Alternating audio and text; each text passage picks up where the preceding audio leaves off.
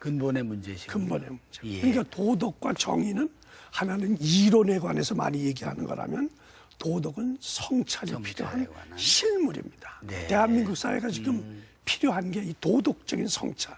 도덕은 언제나 내가 뼈아픈 성찰을 해야 되고 뭔가 손해를 각오하고 도덕적인 선택을 하고 손해를 각오하고 정의롭게 살 것인가 말 것인가에 자기의 결단을 내려야 되는 이런 측면이 지금 대한민국 사회에서 필요한데 그런 얘기를 마이크 샌델이 콜라병 따듯이 그 논의를 팍 이번에 터뜨려준 것 같아요. 돌이켜보면 우리 사회는 사실 그 성장과 변화라는 사회적 요구가 있어서 네. 수단과 방법에 대해서 아주 혈안이 돼 있던 세상이었는데 그렇습니다. 그런 중에서 늘 교수님께서는 좀 고루해 보이기 쉬운 도덕의 얘기를 쭉 해오셨습니다. 네. 어떤 소신이셨습니까?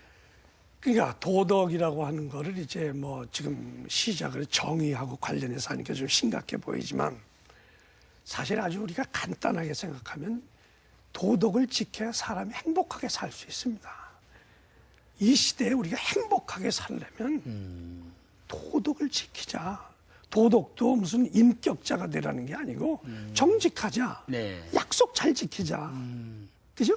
아니, 쉽게 용서해 주자. 내가 미워했던 사람 밉다 하지 말고 어제까지 해서 나한테 많은 손해를 끼쳤지만 그래 용서해 주자.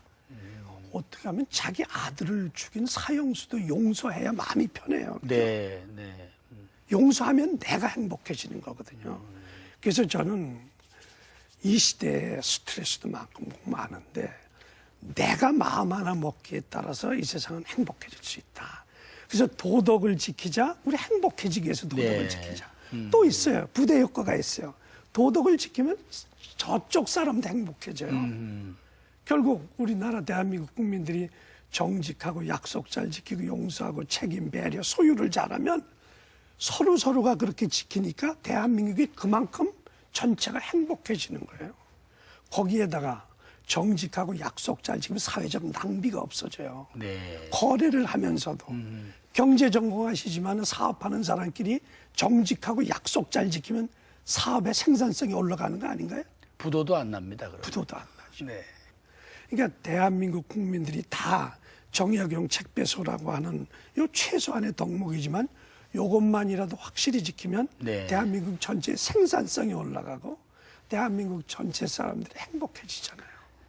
소위 인문학적 행복은 제가 좀 이해가 됐습니다만 요즘 또 도덕을 가지고 경쟁력의 원천이 된다는 그렇습니다. 응용론까지 이렇게 좀 설파하고 계시는데 그렇습니다. 그건 또 어떤 연관 관계에 있습니까? 뭐 다른 게 아니라 우리나라에서 네. 많은 사람들이 영어를 해야 경쟁력이다 이렇게 얘기를 하는데 네. 영어는 경쟁력이 한 수단은 되지만 기본은 아닙니다. 그죠? 네. 정직하지 않고 약속은 안 지키면서 영어만 잘하면 사기꾼이거든요. 국제 사기꾼이 되는 거죠. 국제 사기꾼이 되는 네. 거죠. 정직하고 약속 잘 지키면서 영어도 잘하면 좋은 거지. 네. 그 어느 나라 사람들, 일본 사람들이 영어 잘해서 경쟁력 생겼다고 하는 사람 없을 겁니다. 그죠? 그건 아주 중요한 지적이십니다. 그렇죠. 네, 일본 네. 사람들은 어쨌든 한국 사람들은 일본에서 높은 평가를 안 하지만 전 세계 사람들은 일본을 약속 잘 지키고, 그죠? 네.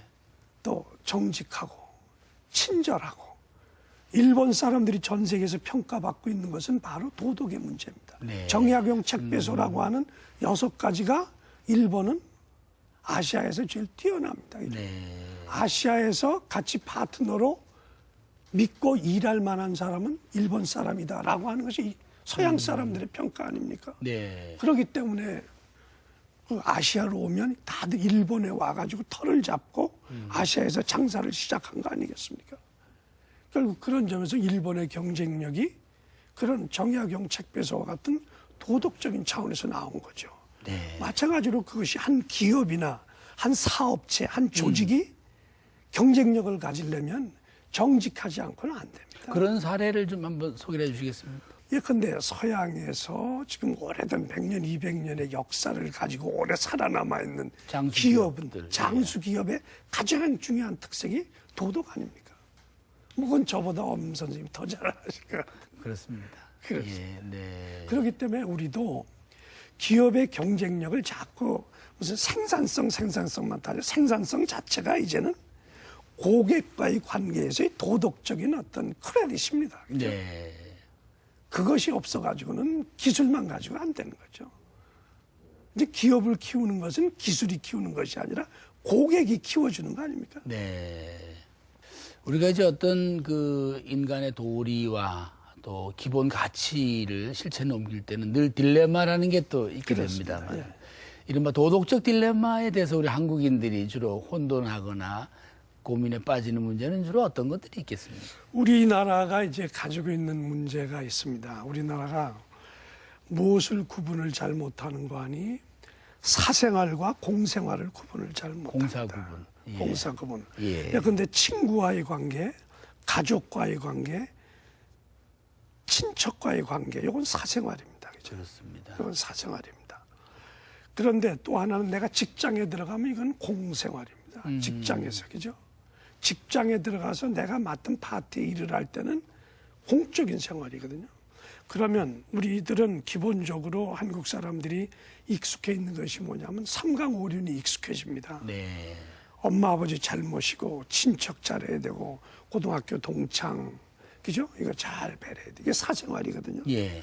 그런데 직장 생활을 하면서 직장의 업무를 보면서도 아는 사람이 오니까 봐주려고 그러거든요. 자, 내가 은행원이다. 은행원이면 은행 규칙에 따라 대출해주고 뭘 해줘야 되는데 예. 내가 아는 고등학교 동창이 와가지고 대출해달라고 그런다. 그러면 자격 요건이 모자라도 해주거든요. 손이 안으로 굽고. 손이 안으로. 예. 그건 삼강오륜을 살리면 안 되죠. 공적인 일에는. 네. 공적인 규칙에 따라야 되고. 그런데 문제는 은행원의 입장에서는 그런데 이제 부탁을 하는 온 사람이 문제예요. 와가지고.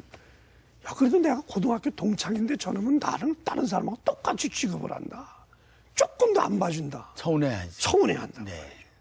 이게 지금 이런 것들이 대한민국의 가장 중요한 문제입니다.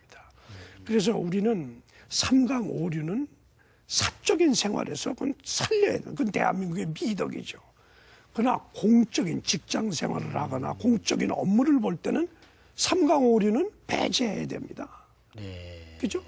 자기 아버지이기 때문에 어머니이기 때문에 자기 아버지 가족 친족이기 때문에 공적인 생활을 하면서 경찰관이 뭐를 하다가 우리 아버지가 관련돼 있으니까 이건 더 잘 봐주려고 그러고 우리 삼촌이니까 봐주려고 그러고 이러면 안 되겠죠. 공과 사를 분명히 하라는 게 안창호 선생에서부터 그죠? 우리의 그 근대화되면서부터 공과 사를 구분해야 대한민국이 잘 된다라고 하는 건